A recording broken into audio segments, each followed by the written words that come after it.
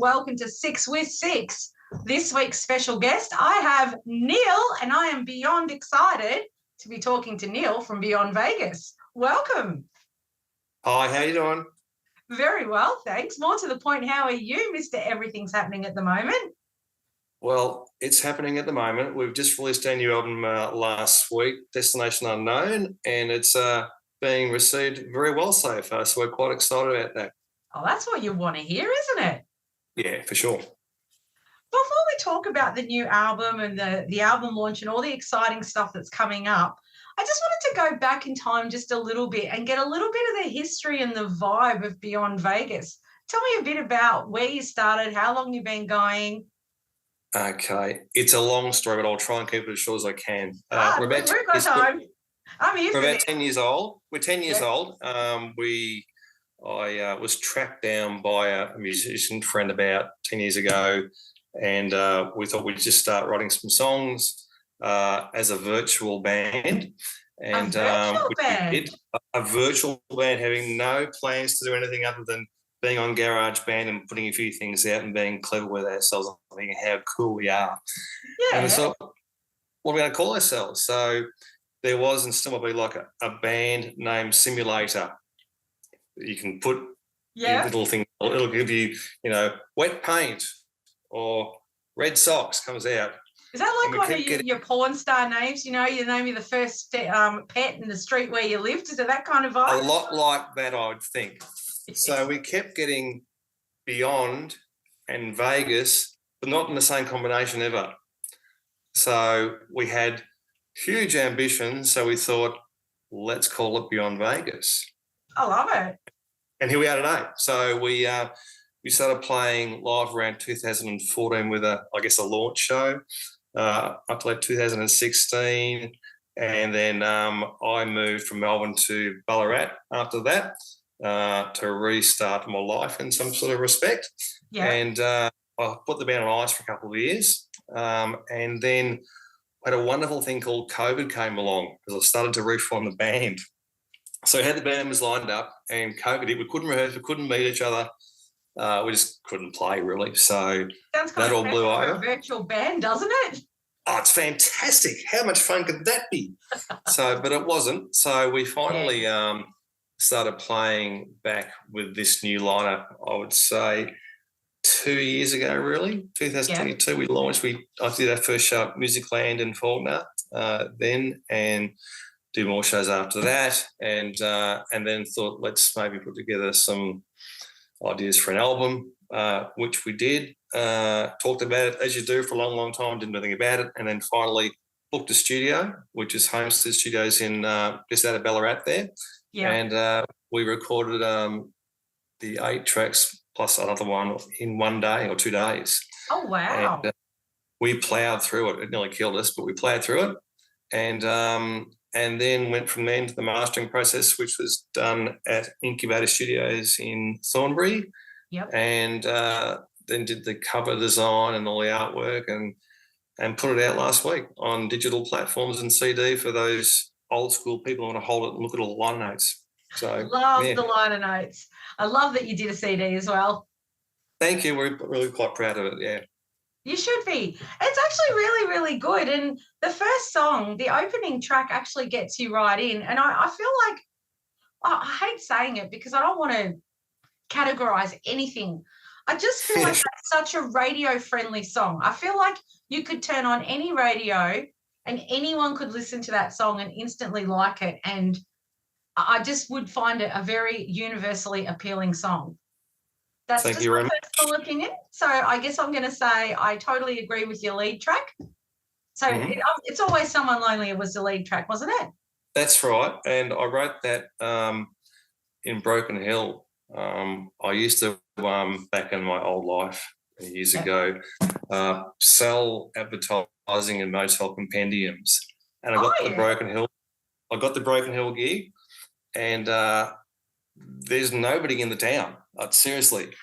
And you go to meet people and they're not there, or they should be over there, but they're over there. So you can never find people. And at night you'd hear the miners explosions underground because they're mining all the time. Yeah. And then the chorus popped into my head, and I thought, well, I might have something here. So that's what the song's about, really.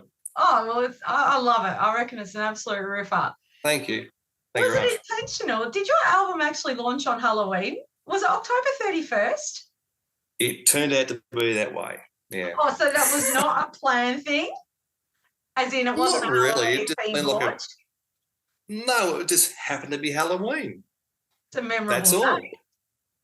Yeah. It is a bit. So we thought, well, why not? It won't really matter, but that's a good day to do it. So why not, you know? Yeah. And when you talked about the artwork is this fabulous old beast of a car. I don't know if it's a ute. I'm trying to work out if it's a ute or not. I don't know what it was. There are, and I probably shouldn't say, there are images from around the world that you can download and use. So you took advantage. Thank you. I like old wrecked cars, particularly old photos, and so I searched for the worst looking car I could possibly find. That was about the worst I could find. I was thinking the word rustic. Rustic crossed my mind. Rustic works. Yeah, it does work. It's got a nice patina on it. It looks wonderful. So I thought we'll use that, and the title of the album kind of contradicts the picture or works in with the picture, if you like. So we also thought that was a great idea to use the picture of the car, so we did, yeah. What I thought was really funny is the title of the album is actually the last song on the album. Oh, not exactly. No, I don't know what order you've got. Hang on. Does Spotify lie to me? Because I was going listening on Spotify. Yeah. Are you telling me there's extra tracks on the CD, or? They have steered you incorrectly. It's a 9. How many have you got? I pay for it too. This isn't the free version. You see that they've had a lend of you, I'm afraid. There are 9 tracks on the album. Yeah. 9, not an EP. It's a full-length album, and that title track is, I think, track number 5. You are missing 4 tracks. No, I've got 9, but it's got Always Someone Lonelier, April Fool's Day, Ain't Gonna Be a Bitch, Down on Me, 5 Is Your Only Human, Oh Yeah, All Right, Another Day, Sister Illusion, and then track number 9, Destination Unknown. They're messing with your head, mate. So what I'm hearing is if I want to hear it the way the artist intended the flow to go, I need the CD version. That's what absolutely 100%. Did I say there was only 4 left or something though? There's a few left. We've got another box here we've all just signed. Well, you're gonna have to put my name on the order there. I'll give you some money later. I feel like Molly Meldrum. I should get the hat on. Oh, you should do yourself a favour. Is that back the front to you? Probably. No, that's perfect. Is that right?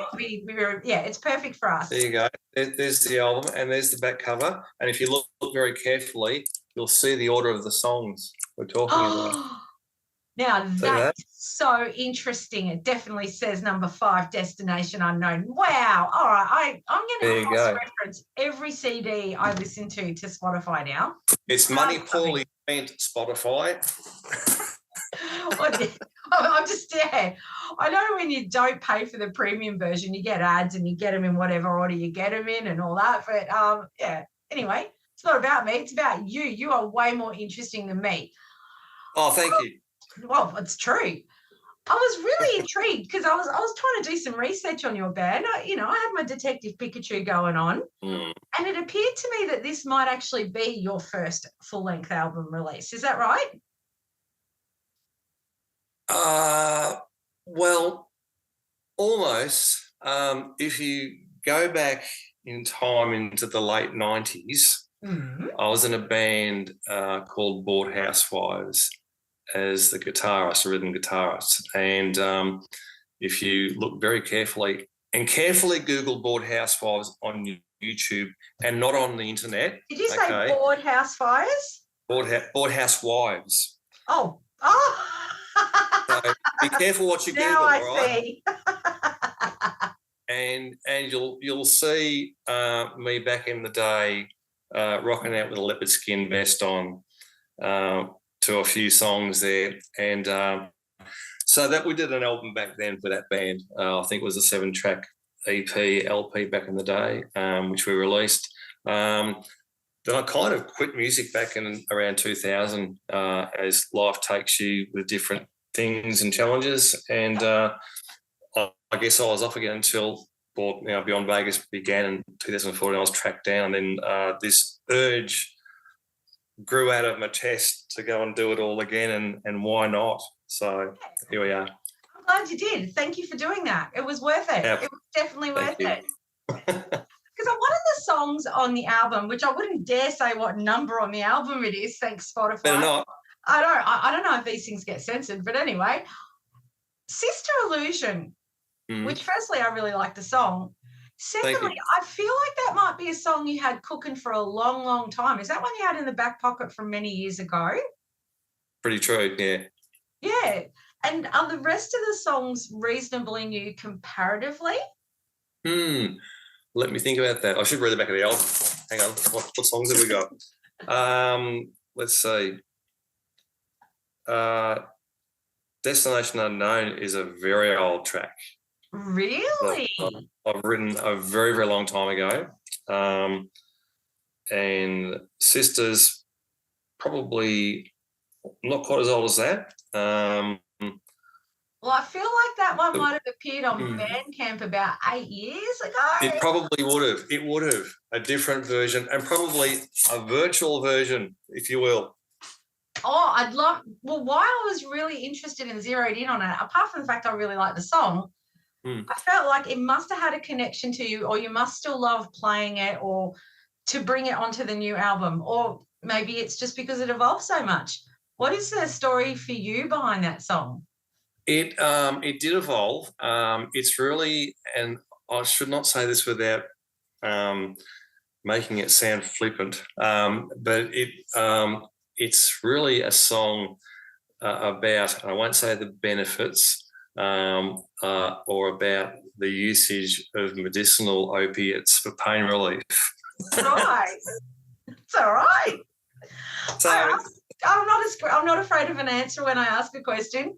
No, you got one there. So it's not really a personally, it's so close to my heart I had to write it. It's just when I write a song, and whether it's lyrics or in music, I tend to try and I don't know, word riff, that's the term, or lines.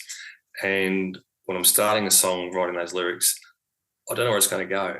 Like, I'm just putting them down, and then suddenly I'll go, that's about that, and I'll develop the song from that. So it's writing a story from almost nothing and then bringing it to life, so to speak. So, and a lot of the songs are like that. I mean, we've been hit with a parental advisory sticker on the on the release. Is it because of Sisters? Is that the song? No, that one's clean. No, there's pretty explicit songs. We got done for April Fool's Day, mentioning the words heroin and junkie in it. Ain't gonna be your bitch has got an E on it, according to Spotify. You can't say bitch. Oh, really? Can't say bitch, I think, in some places. Down on me, pretty well self-explanatory. Pretty well. No, that's all right. That's all right. We need as well. we got done for, I think, saying the word arse in one of the lines in You're Only Human. So, look at Skyhooks. 5 of our tracks have been deemed explicit by the censors. All is great entertainment at the end of the day. Parental guidance advisory, please. Yeah, look out, kids. But, we're coming for you. You've got the WAP song, but hey, you put arse on a lyric, so watch out, world. Yeah, I'm a dirty, dirty individual, clearly. Oh, clearly, and I like that's right, the category. What does that make me? I don't know, but you're one of us.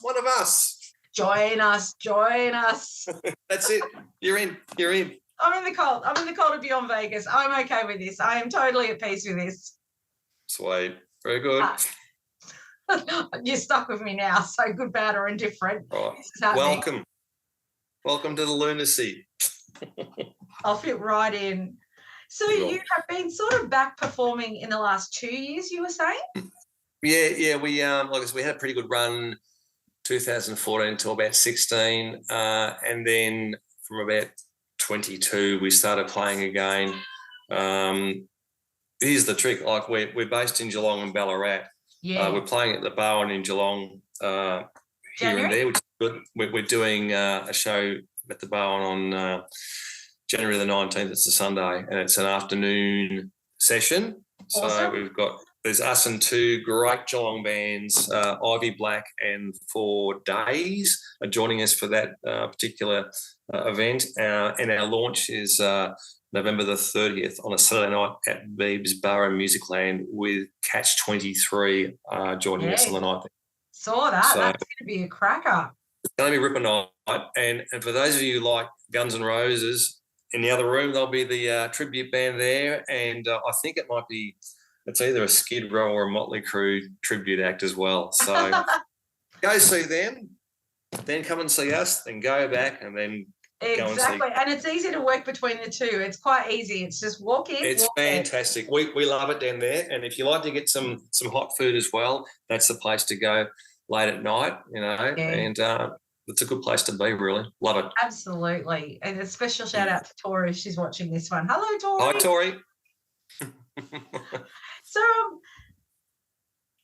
a really hard question to answer, but when I listen to your album, I get lots of different, like, I don't want to sit there and go, you're indie or you're alt or you're rock or you're blues. I get so much of everything. I don't know if I could actually say I put you in this category.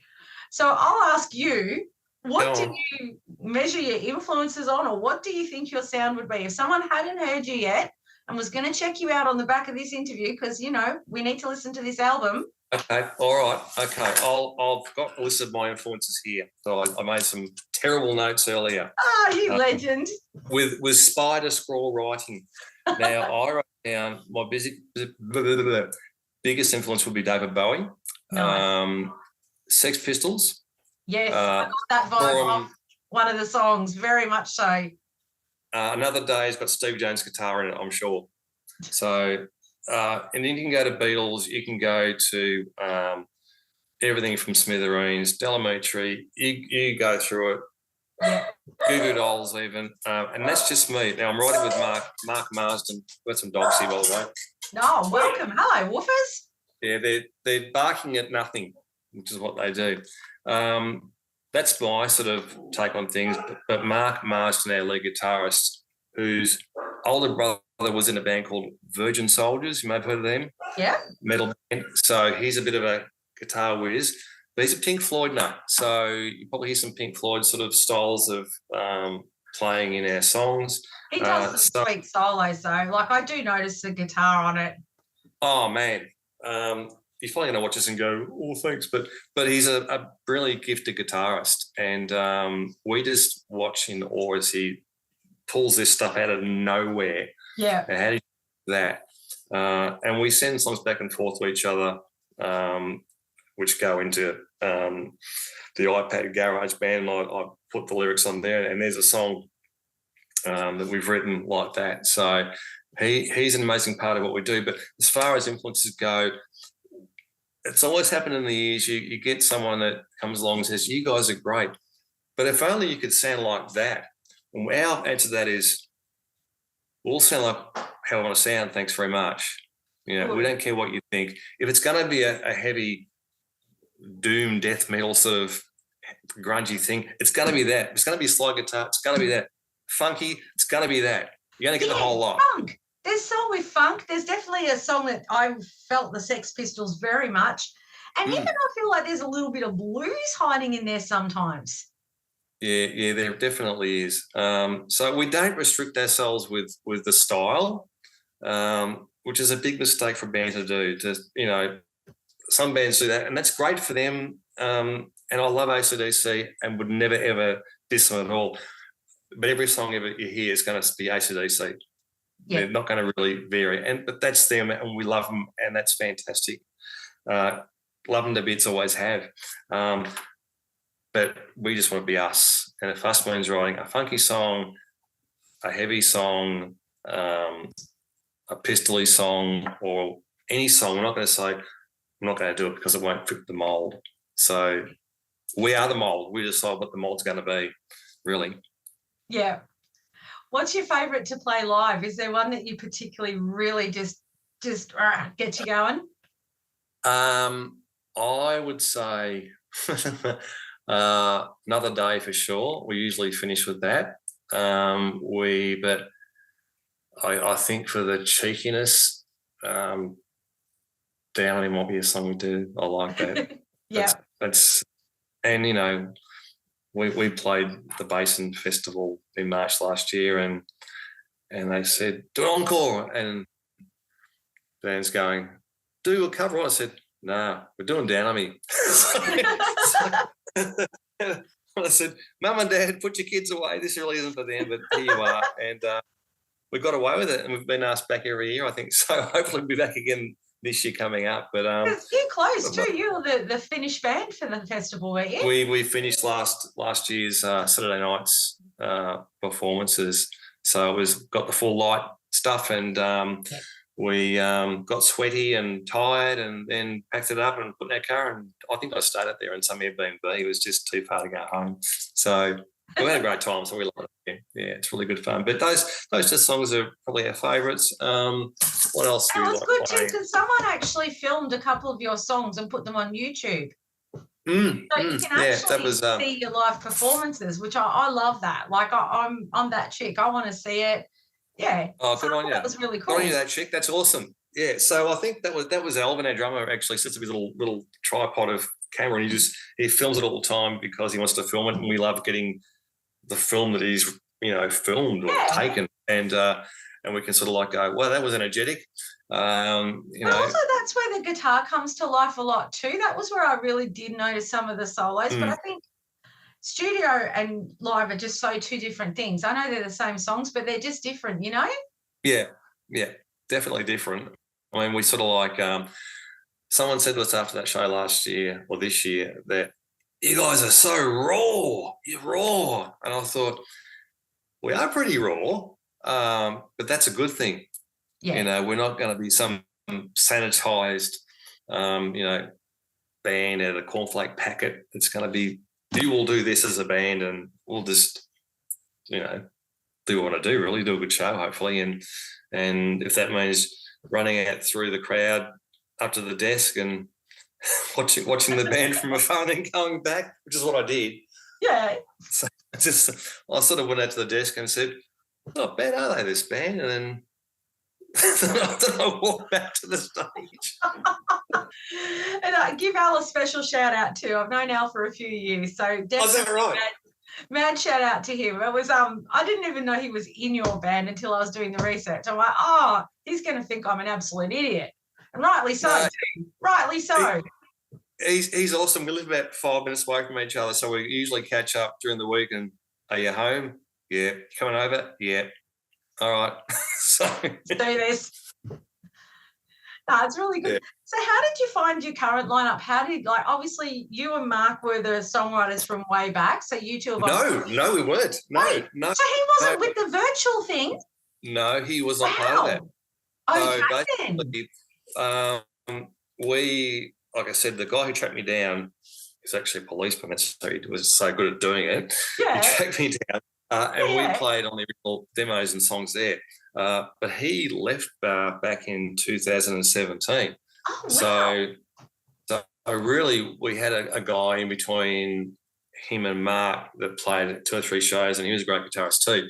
But he had to leave the band for personal reasons. And Shell, our keys, keyboard lady, she knew Mark and said, Mark would be great for the band. So basically, thank you, Shell. Thank you very much, Shell. And he came along to the audition and blitzed it, absolutely blitzed it, and took the songs somewhere we hadn't taken them before with what he was doing. But I just assumed he was there from day one. So there you go. He really has made them his own, hasn't he? He really has. So he's a vital component of what we do, as is everyone. Yeah, of course. So he come along. We write together now songs. So we've written. I think we wrote April Fool's Day together. Oh Yeah, Human. We've written 3 of those together so far, and there's more we're doing at the moment as well. So that's Mark. Shell's been with us for about 5 years. And we have Nick Gunser on bass, the Lord of the Bass, and he's a pretty decent operator. And he, what I really like is the bass gets to shine on the studio version, and it's funny because I like bass. Go with that. But I actually really quite noticed it on your album. I'm like, that's cool. It really does get its own. It shines. It's nice because sometimes it doesn't in an album, you know. Well, he's great at playing the bass, and we love that. And he was in a band, and I think still part-timely is in a band called Fragile from Ballarat. So everyone's played in different bands here and there, and we've all intermingled as you do over the years of different things. But this line is pretty solid these days, and we all sort of like have our backs covered for each other, and basically we love what we're doing. So we're going back into rehearsal, I think, on Sunday, and then another one just before the launch in November. Oh, this is November at Musicland, and we'll just put all the fine tuning onto what we're doing for that night. So it's really enjoyable at the moment. So we're really loving the feedback from the release in the last week. I'm enjoying making little videos to promote it here and there on YouTube and Facebook. That's a lot of fun. What you can do with iMovie is wonderful these days. So it certainly is. Can't be stopped. So I might try and have a crack at TikTok shortly, but I'm not quite sure I'm ready for it. I've been threatening to do that myself for a while. It's like I keep resisting it, but it's like, I think I'm going to have to. I think it's where the young ones go. It's where it is. Yeah. Do they spy on you, though? Do you think they spy on you? I don't know. Look, you know, it's a hard one, right? Because people go, oh, you know, don't give out your details over the internet. And I'm like, between Facebook and Google, mate, they know what I had for breakfast on a Tuesday 3 months ago. They know already. Yeah, we're all doomed, aren't we, really? Look, it is what it is. And all I can say is we got to harness it to our best advantage. We do. We really do, don't we? So do you like the glass half full? Because what can you do? Well, you really can't do much about that. And they may come for you in the middle of the night and take everything you own, but you've had fun while you got the chance to. Well, the good thing is I'm very old school and my treasures are like records and CDs. So it's like, you know what? That seems to be there's a lot of CD collectors out there that still enjoy it, but I feel like that's not mainstream anymore. No one's going to come knocking on my door for my CDs, you know? No, they're not. I think it's weird because you can't read anything about the bands on digital. I mean, you can't hold it in your hand. You can't go, oh, they recorded it there and that person played that and that person played, and they've asked the CD for it and they're thinking, all these people here, and what did they do? And, they did that. And, we even think, we do thank Ralph Mueller, who passed away just the last 3 or 4 weeks. You might have heard about that. And Ralph was a wacky character who used to play us on his show most weeks. Mad as a cut snake, but a hell of a lot of fun. So it was sad that he left the earth. No one's quite like what Ralph was. So that was sad. But like I said, he's, made the cut for our liner notes before we. He is, but we didn't even know that he wasn't going to be around for much longer, which is really sad to all of us. And we're all shocked when we heard about that. And everyone from ourselves, bands like the Dead Pharaohs, who are friends of ours, and most bands on that radio program, that was saddened to hear about that. And so it's a big hole in the music industry at this sort of end of it in the state and worldwide, I think. Absolutely. Yeah. So you've got your album that's out, everyone. Where can we find it? If we want to buy this album, how do we get it? I'm glad that you asked that question. Okay. We've talked about the Spotify, if you want it in the wrong order, straight away. I'm going to get to the good bit the last, okay? So, and if you want to go there, you can go on Amazon, you can go on iTunes, you can go on Apple, you can go on Spotify. But if you want to get down and dirty with us, you can buy these. Look at it, they've got a plastic cover, and I'm going to open it for you. And hear the joy of, it's like Christmas morning, isn't it? Yeah, that's an AMSR, you know, that sensory. Yeah. We've all signed these. We've signed them. So in gold, no less. Gold signatures. All 5 of us on there. It was a laborious effort from all of us, and we have got together again to sign some more because the first lot went. You can buy them from us directly for $20, mailed to anywhere in Australia by messaging us through Facebook. Messaging through that. If you're overseas, $30 wherever you are. Philadelphia. I can't talk about that, can I? It's too soon. The election. But you can get one of these in your hot little hands. And they sound great. We think they sound great. And, you know, get yourself one. What can go wrong? Support Australian music. Let's do this. Go ahead.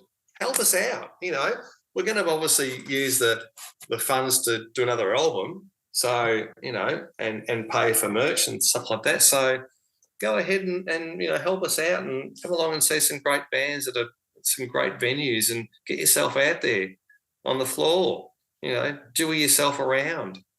You know, hang around the mixing desk. You might just see. Hang around. Come and talk to us. We'll talk to you. We're not sort of like, oh, we're so cool, we're the band. Come and talk to us before and after. You know, we'll have a chat with you, and you know, if you're not going to be pissed out of your mind and annoying us, we'll keep on talking to you. Sounds reasonable. I think so. All right. So lots of exciting things happening this year. It's been a big year. Your album has come out. Yeah. Wish you all the very best, Neil. I actually genuinely am going to contact you after this to buy the said album. I want the CD version. I want the in-order version. Thank you so very much. Much appreciated. Happy to. So I want to say a massive well done. It's an awesome album. I want it. It's grouse. Enjoy your album launch. You might even see me there. Hope to. And thank you very, very much for your time. Absolute pleasure, Nikki. Thank you for your time. See you, Neil. Thank you. See you soon. Cheers, mate.